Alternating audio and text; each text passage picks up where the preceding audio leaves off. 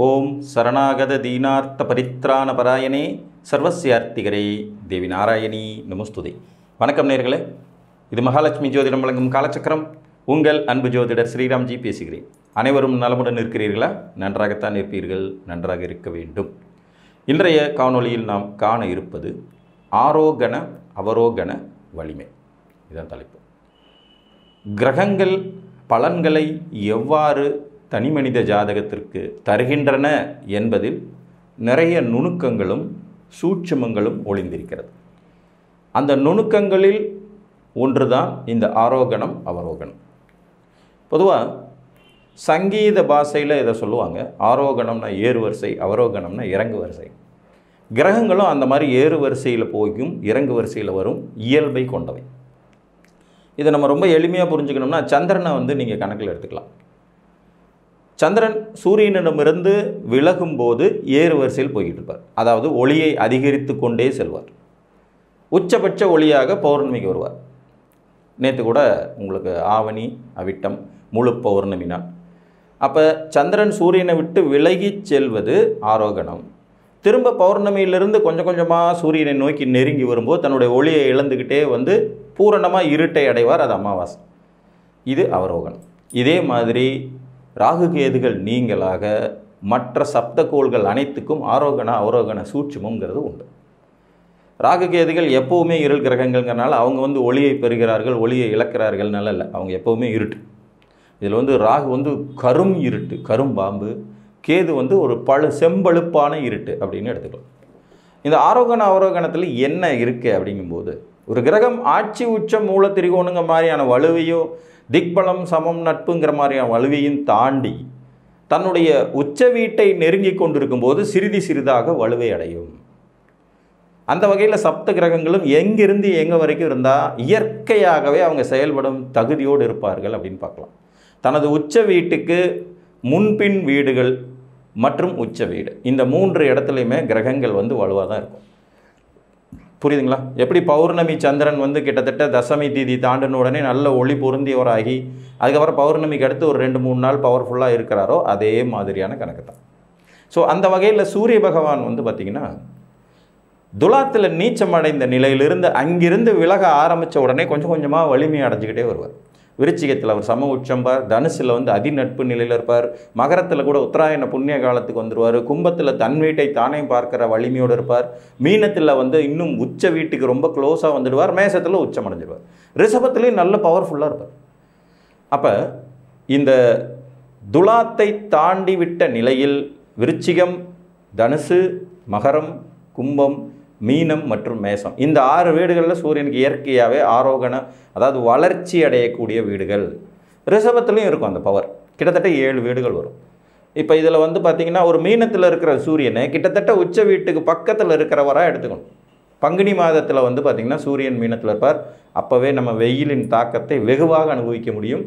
சித்திரையில் மண்டையை பழக்கிற அளவுக்கு வெயில் அடிக்கும். அதுக்கப்புறம் வைகாசிலே அந்த வெயில் தொடரும். நம்ம பார்த்துருக்கோம் இல்லைங்களா? ஸோ இந்த அமைப்பு அதனுடைய இதுதான். தன்னுடைய உச்ச வீட்டை நோக்கி ஒரு கிரகம் நகர்ந்து கொண்டிருக்கிறது என்றால் அது படிப்படியாக வலுவை பெற்று கொண்டிருக்கிறது அப்படின்னு அர்த்தம்.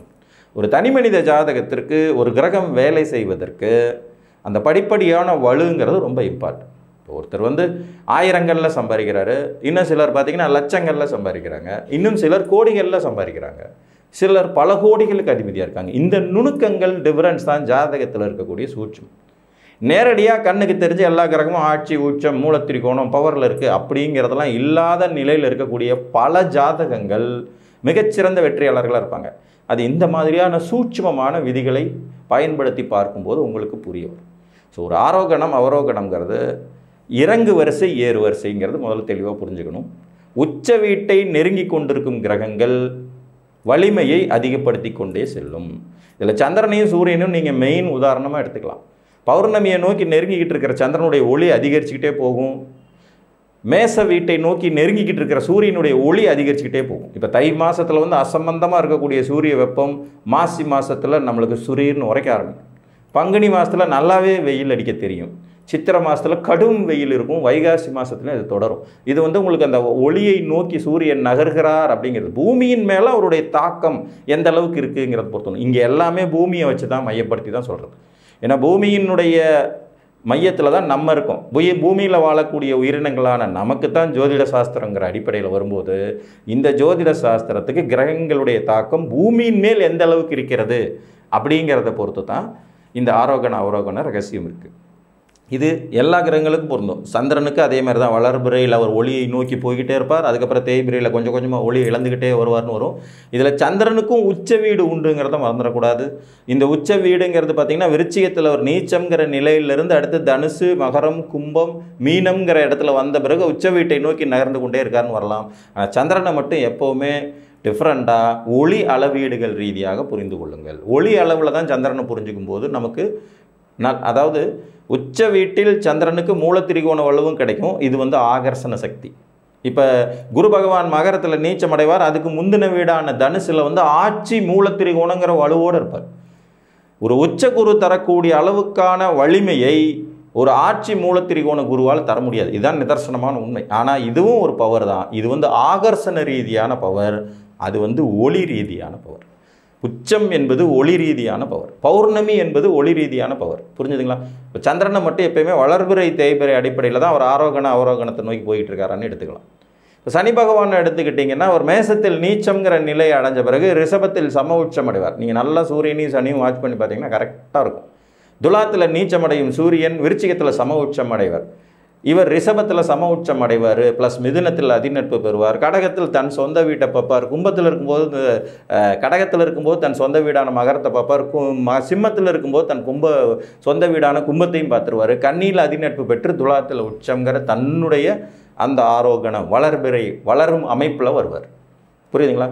அதுக்கப்புறம் அப்படியே கொஞ்சம் கொஞ்சமாக திரும்ப மேசத்துக்கு வரும்போது தேய்பிரைங்கிற வளவு வருவார். இது எல்லா கிரகங்களுக்கும் பொருந்தும். சுக்கிரனும் அதே மாதிரி தான். கண்ணியில் நீச்சம் அடைஞ்சார்னா துலாத்தில் ஆட்சி மூலத்திரிகோணம் அடைஞ்சிட்டு விருச்சிகம் தனுசு மகரம், கும்பம், மீனம்னு உச்ச வீட்டை நோக்கி நகர்வார்னு எடுக்கலாம். அதே மாதிரி புதன் பகவான் கண்ணியில் உச்சம் அடைஞ்சு அதுக்கப்புறம் கொஞ்சம் கொஞ்சமாக தன் வலுவை இழந்துக்கிட்டே வருவாருங்கிறத எடுத்துக்கலாம். இதில் ஒன்றுக்கு மேற்பட்ட கிரகங்கள், ஒரு 2 கிரகம் 3 கிரகம் தனது ஆரோகண வலிமையில் ஒரு ஜாதகத்தில் இருக்குது, தன் உச்ச வீட்டுக்கு பக்கத்தில் இருக்குது அப்படின்னாலே அது கிட்டத்தட்ட நல்ல வலிமையாக அந்த ஜாதகருக்கு தேவைப்படும் விதிகளை செய்வதற்கு இருக்குன்னு எடுத்துக்கலாம். இப்போ உதாரணமாக குருவுக்கு மிதுனம் பகை வீடு அப்படின்னு நம்ம பொதுவாக படித்தாலும் கூட மிதுனத்தில் இருக்கக்கூடிய குரு பகவான் கிட்டத்தட்ட தன்னுடைய உச்ச வீட்டின் வலிமையில் 80% 85% பவரோடு இருப்பார். அப்போ அவருடைய பார்வை திறனானது படும் இடங்களில் எல்லாம் நல்ல பலன்கள் நடக்கும் வாய்ப்புகள் அந்த ஜாதகருக்கு அதிகமாக இருக்கும்.